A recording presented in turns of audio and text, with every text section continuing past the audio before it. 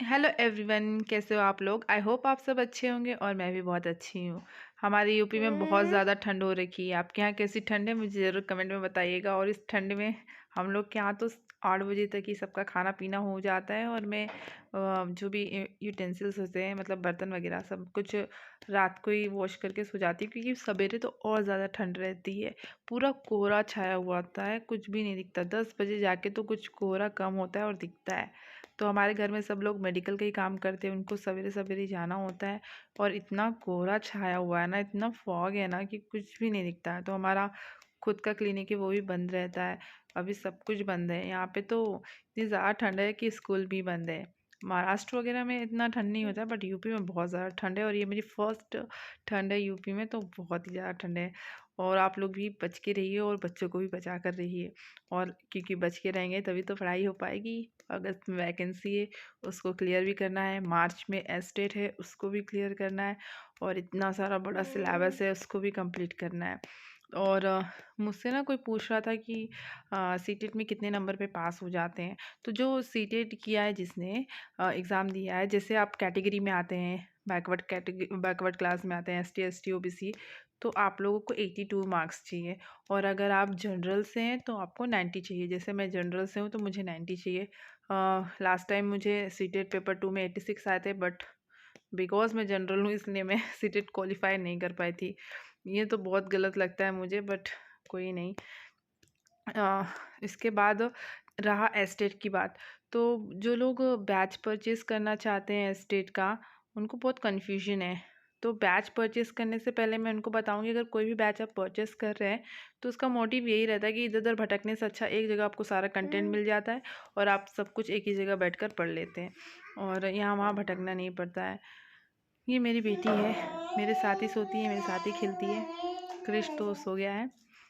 जब तक मैं नहीं जाऊंगी बेडरूम में, वह तब तक ये नहीं जाएंगी बेडरूम में, ऐसे ही खेलते रहेगी। तो मैंने अपना सारा काम वैसे निपटा लिया है। अब इसको मैं ले जाऊंगी बेडरूम में। 9 बज चुके हैं। अब इसको सुलाऊंगी।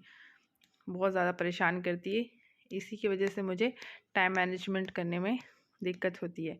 और ये आप कॉर्नर में देख रहे होंगे, ये मेरा स्टडी टेबल है और ये मेरा नोटिस बोर्ड है, जहाँ मैं अच्छे अच्छे कोट्स लिखती हूँ जो मुझे मोटिवेट करे और मुझे याद दिलाए, रियलाइज़ कराए कि नहीं, मुझे पढ़ना है, मुझे 2024 में जॉब लेना है। तो आप भी ऐसा कर सकते हैं। मैं थोड़ा जूम करती हूँ, देखिए मैंने सीटेट के लिए भी लिख के रखा था। सीटेट क्लियर करना है और जो भी मेरे टास्क थे, इसी बुक से मैंने प्रीवियस ईयर क्वेश्चन सॉल्व किया था। सो गाइज, हाय। आप लोग का सीटेट का एग्ज़ाम कैसा गया था? मेरा तो सीडीपी और हिंदी बहुत अच्छा गया था। इंग्लिश के इसमें मैंने थोड़ा सा गड़बड़ कर दी थी, पैडागोजी कर ली थी और कंटेंट नहीं की थी, जो मेरी सबसे बड़ी गलती थी। क्योंकि मुझे भरोसा है कि सीडीपी में मुझे 25 तो पक्के आएंगे। उसमें से 2 क्वेश्चन मैंने गलत कर दिए, ये यकीन है, बट 25 आ सकते हैं। हिंदी में मैंने अप्रोच सारा ही सही किया है अब जो और अब देखते हैं रिज़ल्ट आने के बाद। मैंने आके मैचअप भी नहीं किया, क्योंकि मुझे लगा कि अब रिज़ल्ट आएगा तभी देखा जाएगा। बट होप सो इस बार क्लियर हो जाए मेरा एग्ज़ाम। और एस्टेट में इस बार 1 महीना है। अब ऐसा नहीं है कि अब मैं ज़ीरो हूँ। अब मैं प्रिपरेशन करूँगी तो मेरे पास कुछ तो मैंने सीटेट में पढ़ा है। और एस्टेट और सीटेट थोड़ा थोड़ा लगभग सेम ही रहता है, सब कहते हैं। अब पढ़ने पे पता चलेगा। बट पेपर 2 में मेरा कंप्यूटर साइंस है, तो मुझे सब कुछ पहले से रिवीजन करना पड़ेगा, क्योंकि मैं ना 11th-12th कंप्यूटर साइंस के लिए ही अप्लाई करना चाहती हूँ और उसी स्टूडेंट्स को पढ़ाना चाहती हूँ। तो उस लेवल से थोड़ा लेवल अप होकर पढ़ना होगा। तो इसीलिए मैंने बैच परचेज़ किया था। मैंने विवेक सर का बैच लिया है, उनका लेक्चर मुझे समझ में आया इसलिए। तो जैसे कोई बैच परचेज़ करते हैं ना, तो पहले आप टीचर्स के लेक्चर देख लीजिए, डेमो लेक्चर। अगर आपको उनका पढ़ाया हुआ समझ में आता है तभी आप उनके बैच परचेज़ कीजिए, अदरवाइज़ मत कीजिए। वरना कोई मतलब नहीं, बैच परचेज़ कर लोगे और आपको समझ में ही नहीं आएगा और पैसे भी वेस्ट होंगे, टाइम भी वेस्ट होगा। तो ये सब थोड़ा मैं बता देना चाहती थी, एक व्यूअर पूछ रहे थे इसलिए। और दूसरी बात ये कि एस्टेट के लिए ना, अब मार्च में तो पेपर होगा, ये कंफर्म है। कैलेंडर आउट हो चुके हैं और अब हमारे पास जनवरी चला गया, सिर्फ 1 महीना है, वो है फरवरी, जिसमें भी 28 डेज़ होते हैं। तो जिसने अभी तक कुछ भी स्टार्ट नहीं किया, अभी जो स्टार्ट किया है, उसको डेली 6 घंटे पढ़ने होंगे। ये तो मान के चलिए। और सोचिए कि ऐसे निकल जाता है, तो ऐसे नहीं निकलता। कुछ भी नहीं निकलता है ऐसे।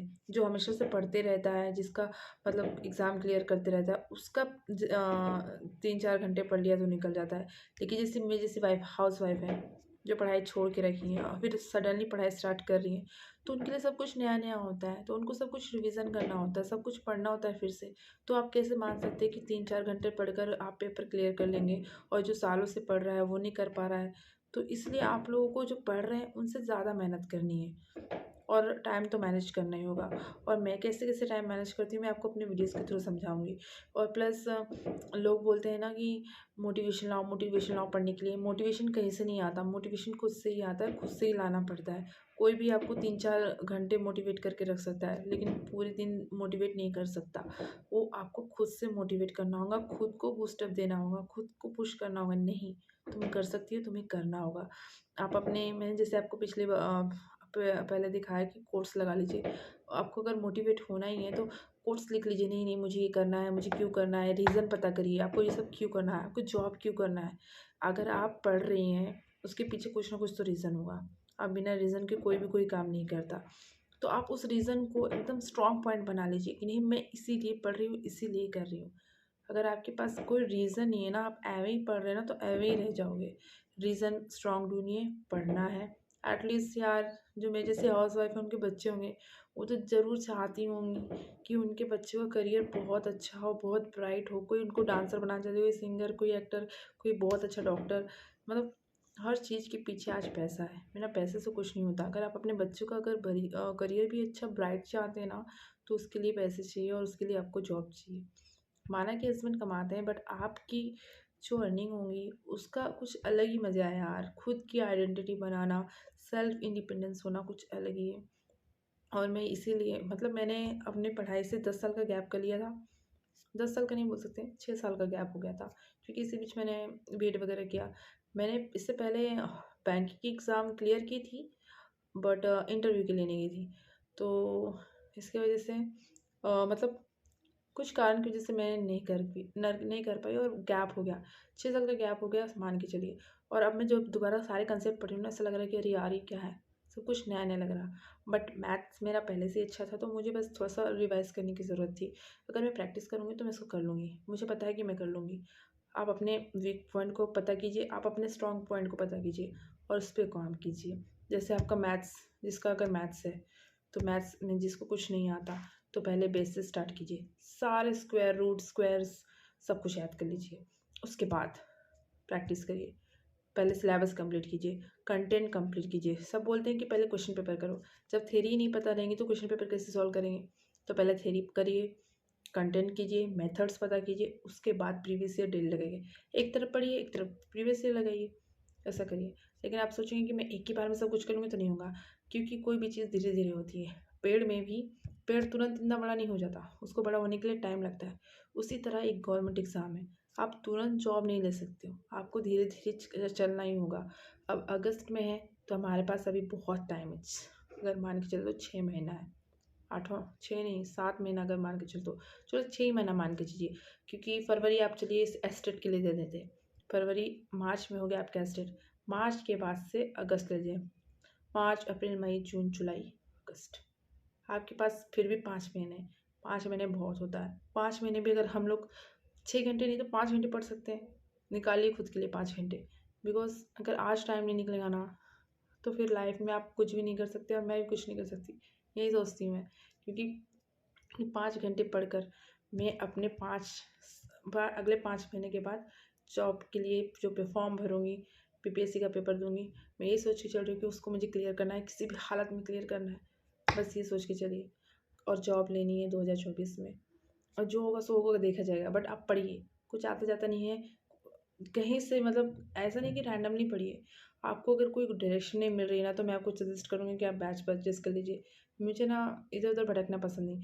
एक जगह मैं एक बैच ले लेती हूँ, उसी का कंटेंट पढ़ती हूँ और उसी को ही फॉलो करती हूँ। अभी तो मैंने एस्टेट के लिए अड्डा 24/7 लिया है, बट पीपीएससी की तैयारी मैं सचिन सर के थ्रू करूँगी, जिन्होंने मुझे सीटेट का पढ़ाया था। उन्हीं की वीडियोज़ देखकर मैं सीटेट का पढ़ी थी और हिमांशी मैम की सीटीपी देखी थी, बस। लेकिन जो पीपीएससी का मैं सचिन सर से ही करूँगी, टीआरई 3 वाला। तो वो तो बात की बात है, अब इस एस्टेट पे फ़ोकस है मेरा। तो जो भी एस्टेट की तैयारी कर रहे हैं, तो उनको यही बोलूँगी कि कैसे भी आप एस्टेट निकाल लीजिए, और जो हमारा भी BPSC TRE 3 है उसको हम मिलकर क्रैक करेंगे, और उस एग्ज़ाम को क्रैक करके ही रहेंगे, और जॉब लेके रहेंगे 2024 में। तो चलिए इसी मोटिवेशन के साथ मिलते हैं नेक्स्ट वीडियो में। तब तक के लिए बाय गाइस।